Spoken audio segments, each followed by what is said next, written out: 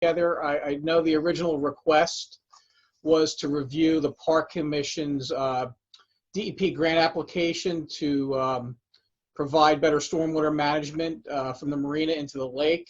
But we're really working on 3 projects at the marina at this point in time, and they all kind of tie in together. Colleen, the next slide. Oh, let's see. How do I do that?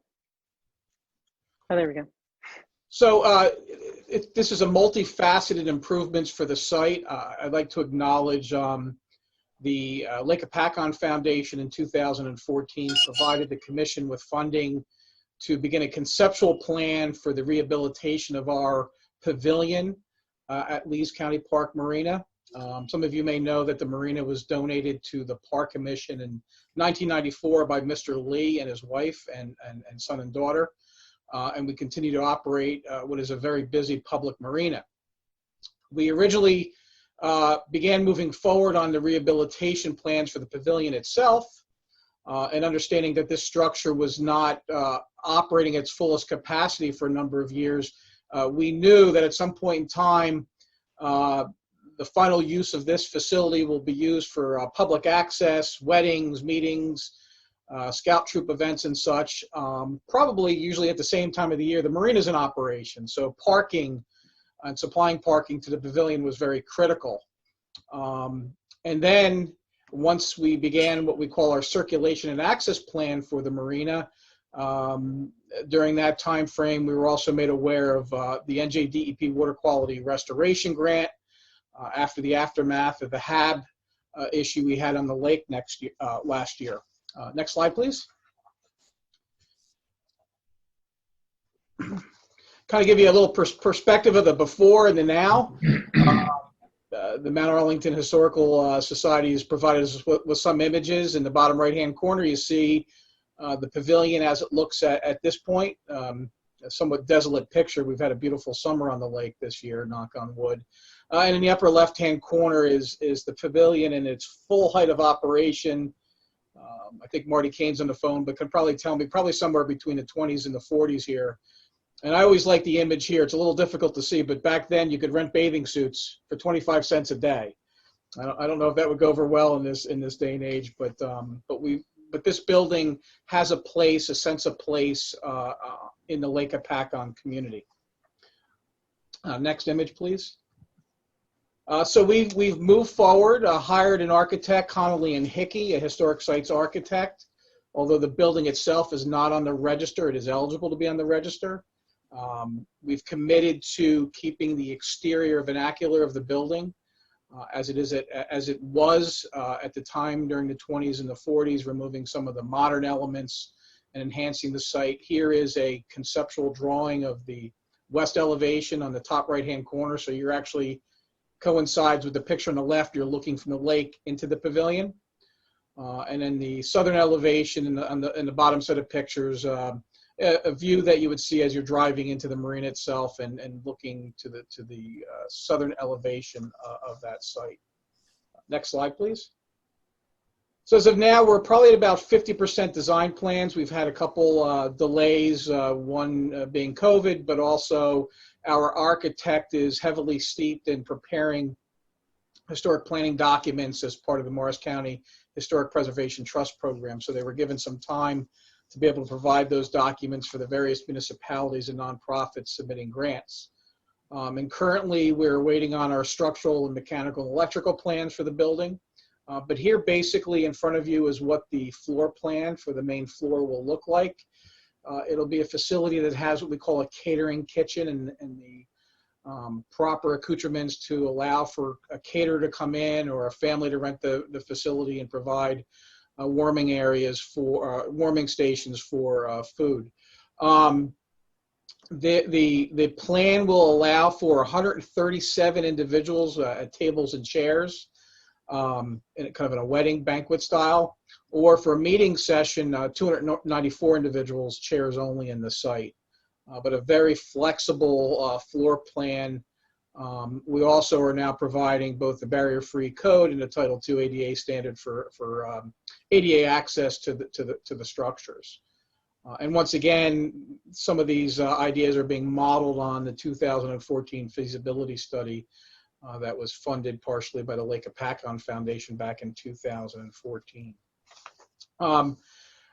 Even with the setbacks, we're anticipating that final design hopefully will be done sometime near the end of January. Bid package will be produced, and we'll be able to go out to bid in early 2021. It took us a number of years to acquire our capital funding. Basically, since 2013 up through 2019, we've been able to set aside enough funds to coincide with the rehabilitation of this structure. So we're happy to see that moving forward. But again, as you'll see from the next slide, very important to provide a circulation plan for what is a very busy marina, but also to provide the appropriate parking for the pavilion in its greatest capacity during probably the height of the season. So a busy July Saturday coinciding on the lake, coinciding with a busy Saturday rental of the building, we had to try to ensure that we have enough parking on the site to be able to provide both of those recreational components. I would also take note that the ability to move forward on our total circulation plan for the facility is that we do have 2 remaining year-round residential trailers on site. When the property was donated to the Park Commission, it came with 20 residential trailers. And now we're just down to two individuals remaining on site. And those trailer areas, as you'll see in an upcoming drawing, will allow for the increased parking for both the marina activities as well as the pavilion activities.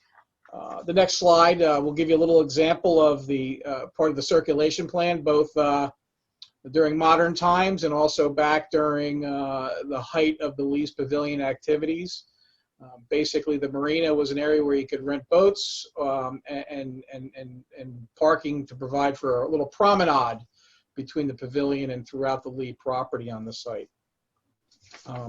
The next slide will show you where we are to date on our circulation and access plan, with both, which incorporates the marina operations. If you're looking kind of in the center left of the screen, the large parking areas in green mass, and then off to the right are the structures, including the pavilion. So we're trying to provide, safe interaction before, once again, a very busy marina.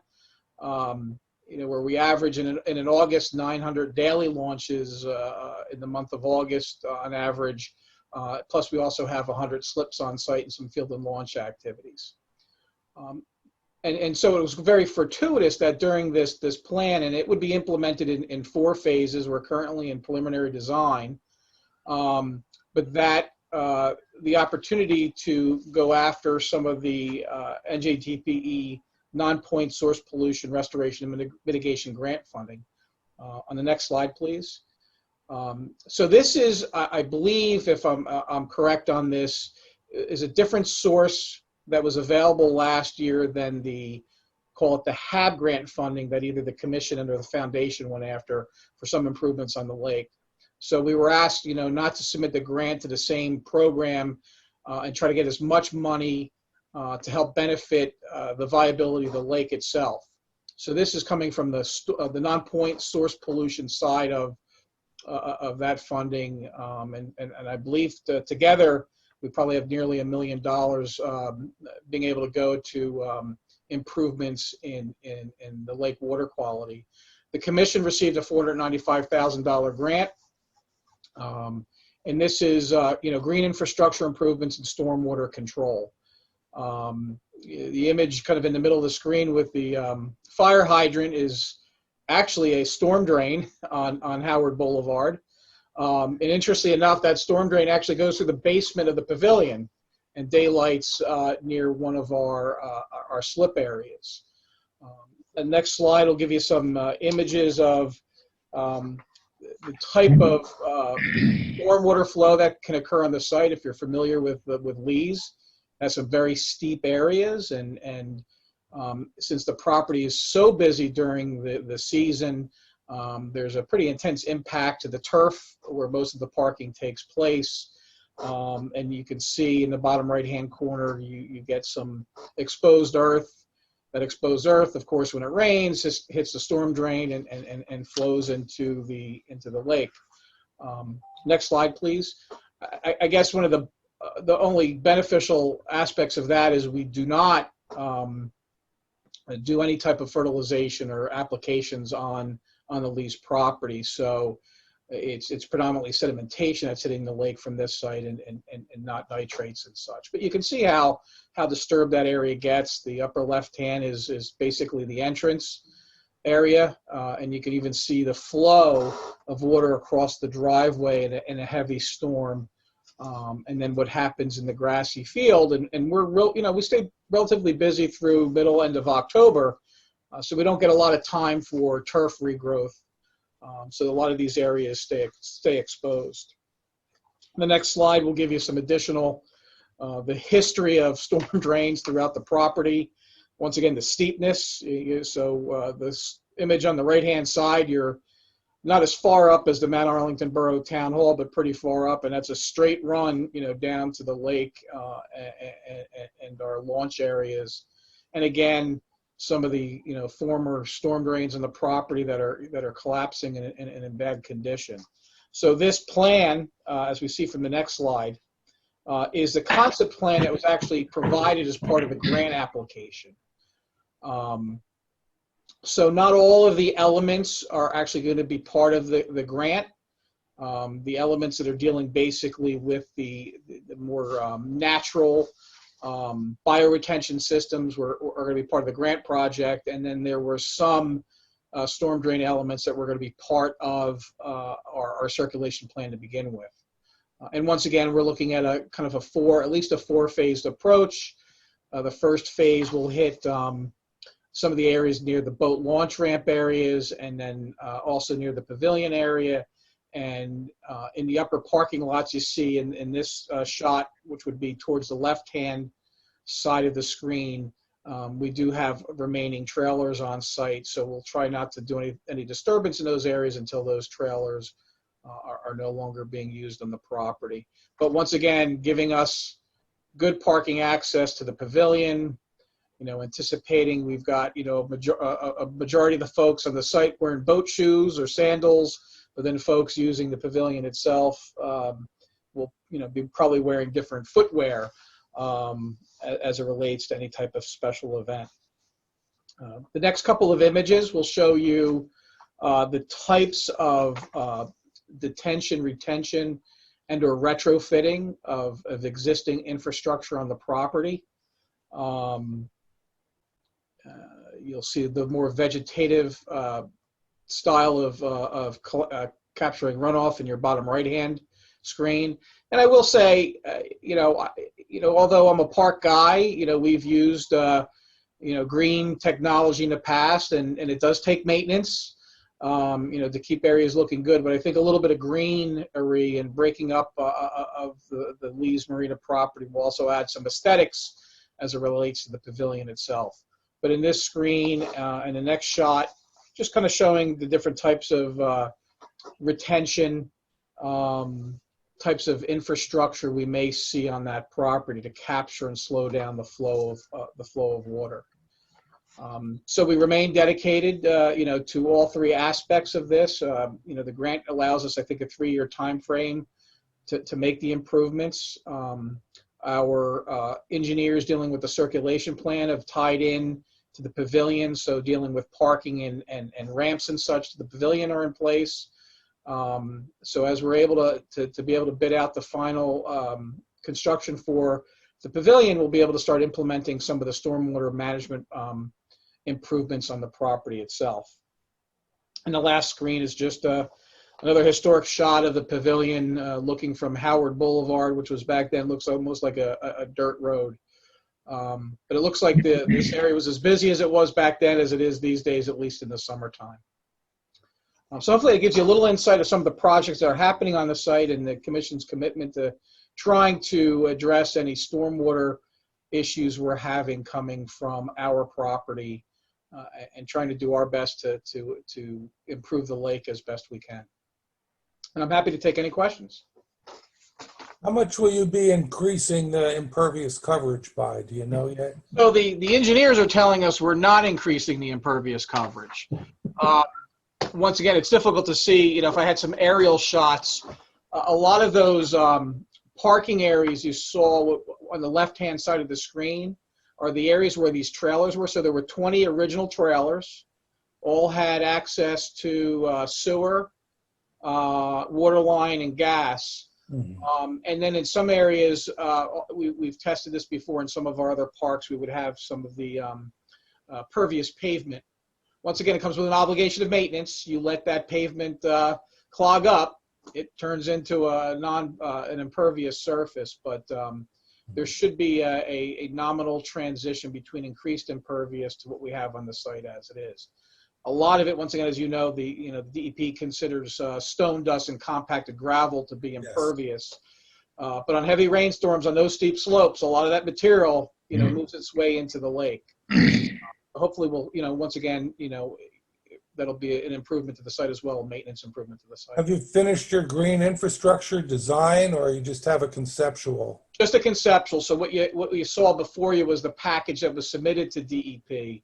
And then we'll be evaluating, once again, final parking plans. We'll tie into what the green infrastructure is. And I'm a form follows function kind of guy. We can't install things. The Marina is basically operated with part-time seasonal staff, so you can't give me this great green vegetative plan.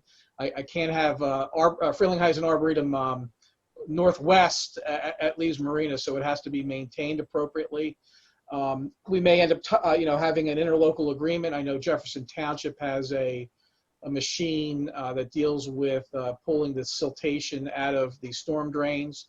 So there'll be some collaboration areas that relate to those activities as well. Have you looked at putting in a rain garden? Well, that's what we've done in the past, and I think that one image where you saw those grasses is what is a lower maintenance rain garden. But once again, you've got to maintain those rain gardens.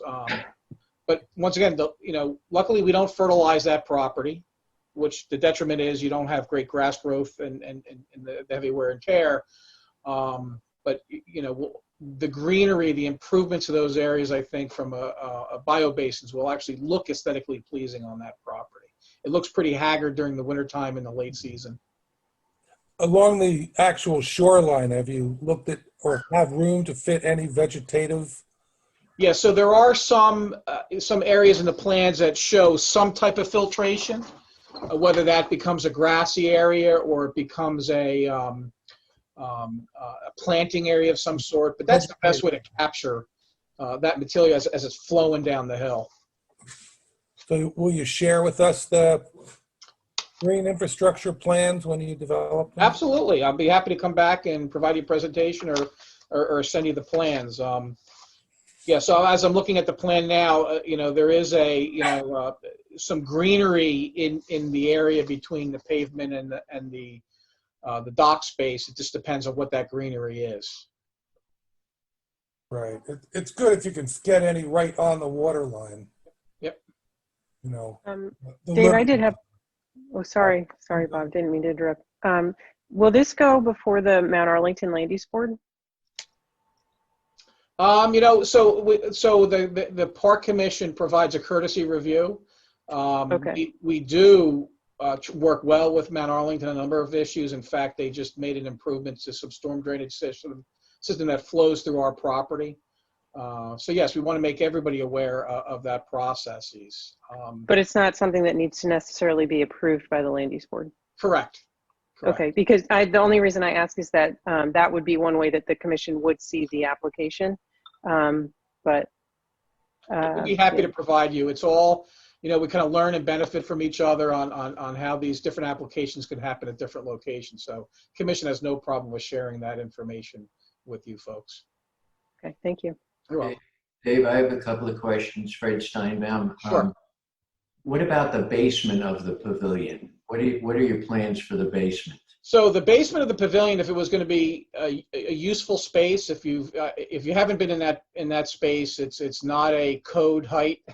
It's extremely wet. So the decision was made to really you'll have no access from the first floor down into the basement, and it'll be left basically in its current state.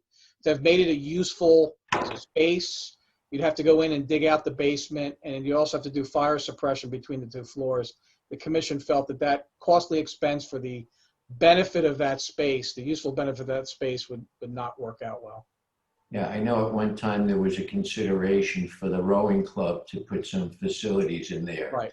And we look at the rowing club, you know, I can't tell you that other structures on the property may be removed over time.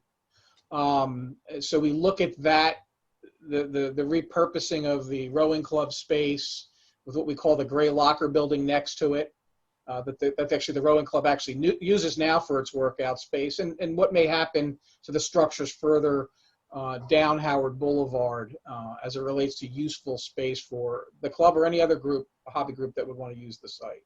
Yeah, that I know that it doesn't seem ideal now with what they have. Right. Just wonder. The other question is, at one time, the Marina sold gas, and there were fuel tanks right next to the lake. And I just wonder, were they mitigated at the time that they were donated? Are you aware of that? I am aware of that. So I can tell you a couple things. Is that as part of the Mount Arlington Board of Adjustments review of the donation of this project, and the reason they had to become involved is because the permanent residential trailer area had to be subdivided from the rest of the property. From a park property perspective, we don't pay property taxes, but because the residential area was considered a business use, we actually pay taxes on that 1.06 acres where those residences are. There are no underground tanks on the property, either on the lakeside or on the property we own across the street. Those were all removed, probably the last one, probably about 8 years ago. And the Board of Adjustment approval, let's say, for the property, we are not allowed to permit any maintenance or heavy maintenance of boats on the site, and it precludes us from providing fuel on the property as well. So those are not, even if we thought in the future that would be beneficial to the site, we're not permitted to allow those components. But anything that was underground is gone. Yeah, well, congratulations. It looks like a wonderful plan that will really benefit the lake Hopefully the implementation works. and the water quality. Thank you. Thank you very David, much. Sorry, I just had one other quick question. Sure.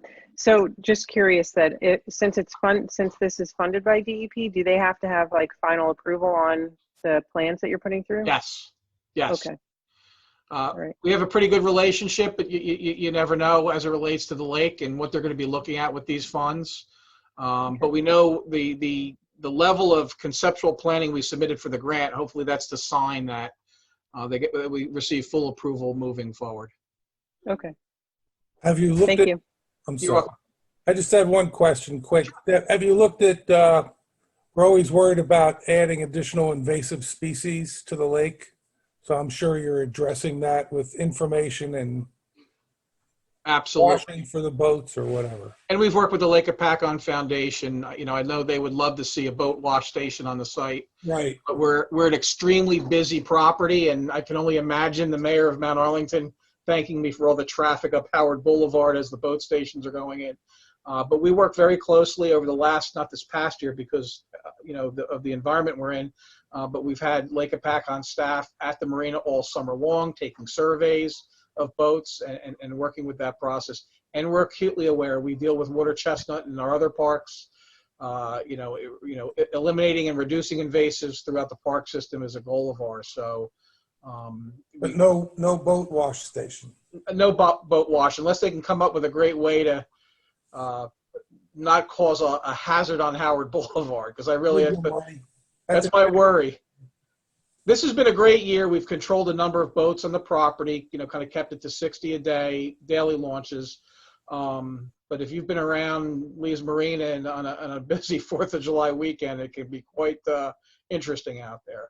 But any of the messaging that the foundation provides us, we're happy to put on site, signage, You may be aware we deal with, it's not invasives, but the boat shrink wrapping program collection through the MUA. We were, the first to say, yeah, sure, put a bin on our site and we'll collect those materials. So we're always in the bigger picture of the Park Commission, our 38 other facilities and 21,000 acres of land, we're always looking to try to reduce the impacts of invasives on the property. I just wish the emerald ash borer would go after some of the non-natives in the lake, but we could never make that happen. Okay.